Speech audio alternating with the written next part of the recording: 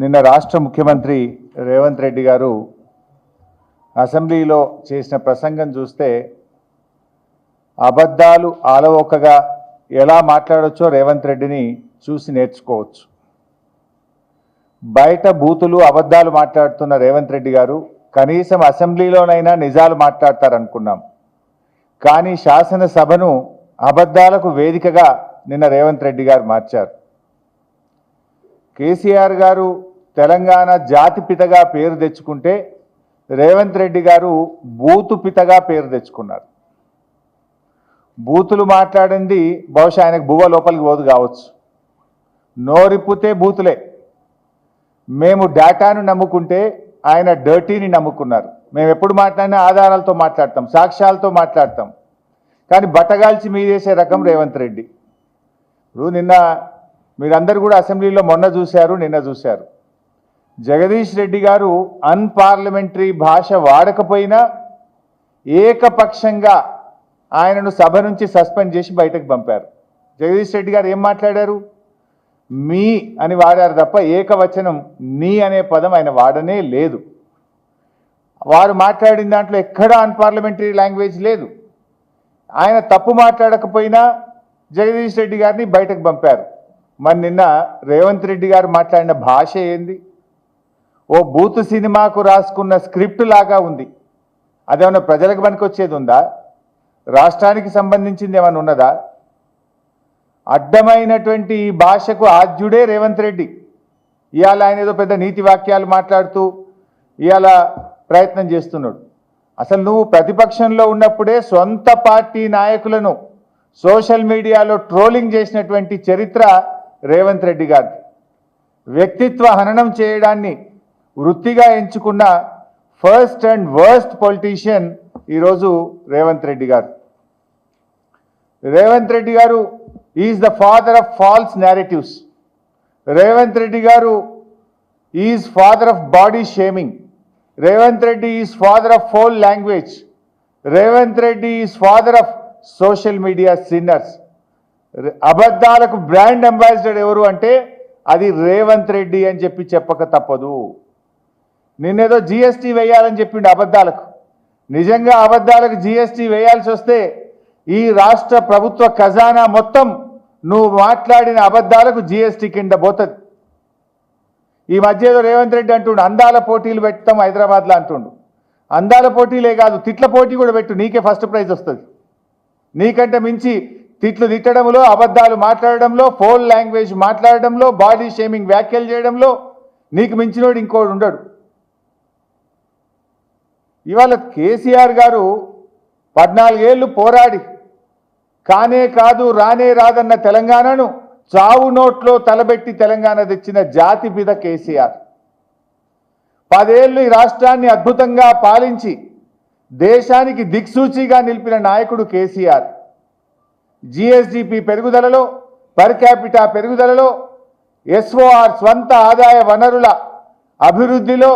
అభివృద్ధి పెరుగుదలలో,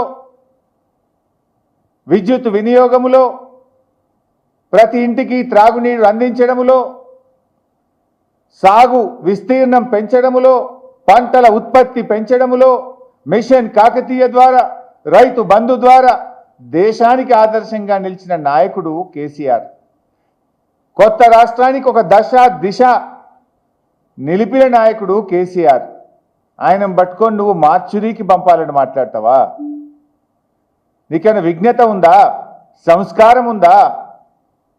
గతంలో జానారెడ్డి గారు ప్రతిపక్ష నాయకుడిగా ఉంటే కేసీఆర్ గారు సభానాయకుడిగా, ముఖ్యమంత్రిగా ఎప్పుడు సభలో మాట్లాడినా పెద్దలు, గౌరవనీయులు, అనుభవజ్ఞులు జానారెడ్డి గారు అని ఎంతో వినయంగా, ఎంతో మర్యాదతో జానారెడ్డి గారి గురించి మాట్లాడేది. కానీ నువ్వు మాట్లాడుతున్న భాష ఏంటి? చావును కోరుకుంటావా? తెలంగాణ సాధించిన జాతిపిత కేసీఆర్ చావును కోరుకునే నీకు సంస్కారం ఉందా అని నేను అడుగుతా ఉన్నా. నువ్వు మాట్లాడే భాష వల్ల తెలంగాణ పరువు, ప్రతిష్ట, గౌరవం మంటగలిసిపోతా ఉంది. రాష్ట్రానికి నష్టం జరుగుతూ ఉంది. తెలంగాణ అంటే ఈ దేశంలో ఒక గౌరవం ఉంది, ఒక ప్రతిష్ట నిలిపిండు కేసీఆర్. నీ భాష వల్ల, నీ చర్యల వల్ల, నీ విధానాల వల్ల, నీ పిచ్చి తుగ్లక్ చర్యల వల్ల ఈ రాష్ట్రం యొక్క పరువు ప్రతిష్ట మంటగలిసేటువంటి పరిస్థితి ఏర్పడతా ఉంది. నిన్న మేము శాసనసభలో శాసన మండలిలో కేసీఆర్ గారి పట్ల రేవంత్ రెడ్డి చేసిన అనుచిత వ్యాఖ్యలకు మేము వాకౌట్ చేసినాం. వాకౌట్ చేస్తే నిన్న మాట మార్చిండు. మీరు చూశారు అసెంబ్లీలో, నేను కేసీఆర్ నన్లే బీఆర్ఎస్ పార్టీని అన్నా అని మాట మార్చిండు. ఒక్కసారి ఆ వీడియో చూద్దాం. ప్రజలకు, ఈ రాష్ట్ర ప్రజలకు నిజాలు తెలవాల్సిన అవసరం ఉంది. బీఆర్ఎస్ పార్టీని అన్నాడా, కేసీఆర్ గారిని అన్నాడా, నిన్నేమని మాట మార్చిండో ఒక్కసారి రాష్ట్ర ప్రజలు, మీడియా మిత్రులు కూడా చూడాలని నేను కోరుతా ఉన్నా. పెట్టు బాబు. నేనే తప్పు మాట్లాడిన అధ్యక్ష. ఏమన్నా నేను ఆనాడు మీరు అధికారంలో ఉన్న స్టేచర్ ఉండే, తర్వాత ప్రతిపక్షం స్టేచర్ అయిపోయింది, ఆ తర్వాత గుండు సున్నా వచ్చి మీరు డిపాజిట్లు కనుక మార్చిలో పోయినానే అన్న అధ్యక్ష. నేనేమన్నా అధ్యక్ష, అందులో తప్పేముంది అధ్యక్ష? బీఆర్ఎస్ ఈరోజు మార్చిలో ఉందని నేను చెప్పిన అధ్యక్ష. కొంతమంది మా స్ట్రేచర్ పెద్దదని, ఇంతమంది మా ఎమ్మెల్యేలు చెప్పేసిన స్ట్రేచరు నాయన స్ట్రెచర్ మీద పోండి, స్ట్రేచరు నాయన స్ట్రెచర్ మీద పోండి, స్ట్రెచర్ మీద నుంచి మార్చరికి పోతాడు రేపు పొద్దుగాలే. ఇంత స్పష్టంగా మీరు చూసిండ్రు. స్ట్రేచర్ ఉన్న ఆయన స్ట్రెచర్ మీదకి పోయిండు, అక్కడి నుంచి మార్చురికి పోతాడు అని కేసీఆర్ గారిని ఉద్దేశించి ఏకవచనంతో డైరెక్ట్గా ఆయన యొక్క చావును కోరుకునే విధంగా రేవంత్ రెడ్డి మాట్లాడిండు. నిన్న సిగ్గు లేకుండా అసెంబ్లీలో ఏమంటాడు, మళ్ళీ మాట మార్చి, లేలే నేను కేసీఆర్ని అనలేదు బీఆర్ఎస్ పార్టీని అన్నా. ఇంతకంటే సాక్ష్యం ఇంకోటి కావాలన్నా? 24 గంటల్లోనే మాట మార్చడంలో రేవంత్ రెడ్డి మించినోడు ఇంకోడని ఉంటాడా? నీకు సిగ్గుంటే, నిజాయితీ ఉంటే క్షమాపణ చెప్పు. నేను తప్పుగా నోరు జారిన కేసీఆర్ గారిని మార్చురిగిపోవాలని ఆయన చావును కోరుకున్నా అని జాతిపిత అయిన కేసీఆర్కు క్షమాపణ చెప్పు. ఏమన్నా ఆయన పెద్ద మనసుతో నిన్ను క్షమిస్తాడు, ప్రజలు క్షమిస్తారు నిన్ను. ఇలా కేసీఆర్ అంటే ఒక వ్యక్తి కాదు, తెలంగాణ రాష్ట్రాన్ని సాధించిన 4 కోట్ల ప్రజల కలలను నిజం చేసిన స్వప్నికుడు.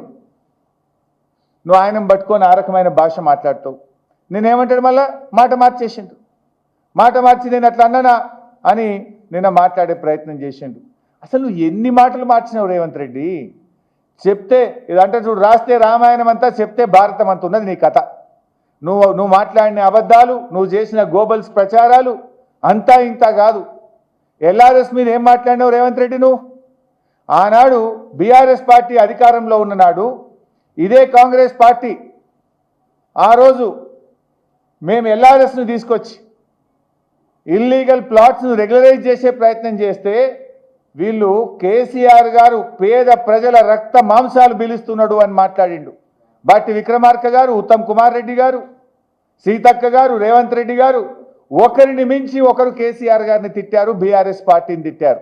మరి ఇప్పుడు మీరేం చేస్తున్నారు?